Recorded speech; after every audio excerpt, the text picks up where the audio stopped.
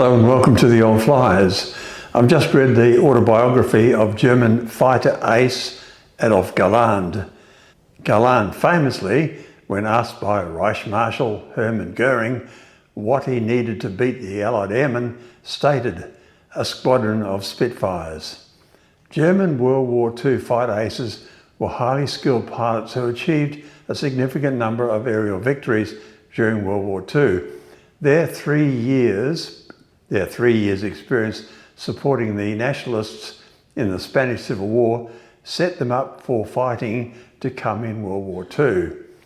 German fighter pilot scores at the end of World War II were inflated by the huge number of Russian pilots shot down when Nazi Germany invaded Russia. Many of their Russian opponents were inexperienced and there were rich pickings. The fighting was intense. Here are some of the most successful fighter pilots in history showing their prowess on the Eastern Front. Erich Hartmann, 352 victories, the highest scoring fighter ace in the history of aerial warfare with 352 kills, all on the Eastern Front. His tactics of engaging from above and behind, often avoiding unnecessary risks, were key to his success. He was known for his precision and patience in battle. Hartmann was nicknamed the Black Devil by Soviet pilots due to the black tulip motif on his aircraft's nose. He survived the war and was taken prisoner by the Soviets but was released in 1955. Gerhard Barkhorn, 301 victories in Bf-109 aircraft. He was Hartmann's close rival, scoring those 301 kills. He flew numerous missions on the Eastern Front, being highly respected amongst fellow pilots for his skill and professionalism. He survived the war, though he was wounded multiple times during his service.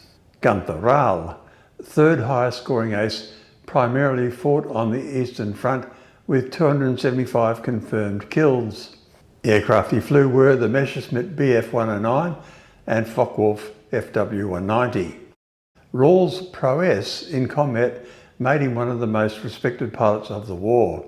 He was known for his tactical flexibility, often adapting his flying style depending on the situation.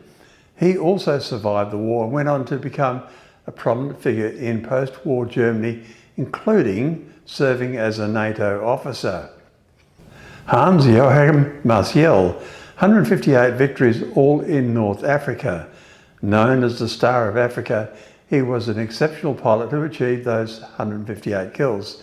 He became famous for his incredible accuracy and ability to engage enemy aircraft from a distance. Tragically, he died in a flying accident in 1942 at the age of 22. However, today I want to tell you about a pilot that Adolf Galland particularly admired, Colonel Werner Mölders, whose name is being airbrushed from history. He was the first pilot in history to shoot down 100 enemy aircraft, highly decorated with the Knight's Cross of the Iron Cross with oak leaves, swords and diamonds. Mölders joined the Luftwaffe, the Air Force of Nazi Germany, in 1934. In 1938, he volunteered for service in Germany's Condor Legion, then supporting General Francisco Franco's nationalist side in the Spanish Civil War, and shot down 14 aircraft. Following the start of World War II in 1939, he took part in the Phoney War of 1939-1940, the Battle of France of May to June 1940, and the Battle of Britain, July 1940 onwards. With his tally standing at 68 victories, Mölders and his unit, JD 51, transferred to the Eastern Front in June 1941 for the opening of Operation Barbarossa, achieving 101 victories by mid-July 1941.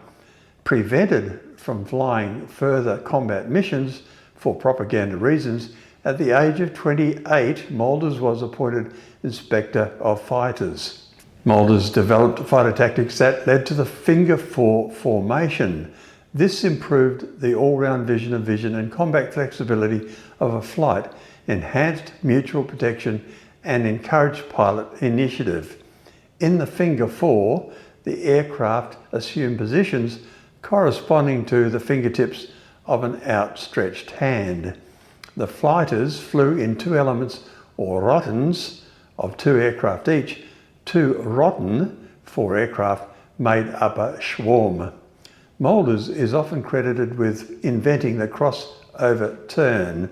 An early version of the manoeuvre, as used by a Vic of 5 aircraft, a tight formation forming the letter V, appeared in the Royal Air Force Training Manual of 1922, and the manoeuvre may even date back to 1918. However, it had fallen into disuse due to the difficulty of performing it in a multi-aircraft formation with the contemporary spacing of less than 100 feet between aircraft. The wide lateral separation of 1800 feet, introduced by J88, both necessitated such a turning manoeuvre to enable a swarm to turn as a unit and minimise the risk of mid-air collisions previously associated with it. While inspecting the Luftwaffe units in the Crimea, Mölders received orders to return to Berlin to attend the state funeral of Ernst Udet, a Luftwaffe general and World War I flying ace. The aircraft in which Mölders was travelling as a passenger to Berlin experienced an engine failure near Breslau and crashed, killing Mölders and two others. The Luftwaffe and the West German Bundeswehr both honoured Mölders by naming two fighter wings, a destroyer and a barracks after him. In 1998, the German Parliament decided that members of the Condor Legion, such as Mölders, should no longer be honoured, thus airbrushing him from history. In 2005, the German Ministry of Defence decided to remove the name Mölders from the fighter wing still bearing his name. Thank you for watching. Please like and subscribe to support our channel. Comments always appreciated, as are donations.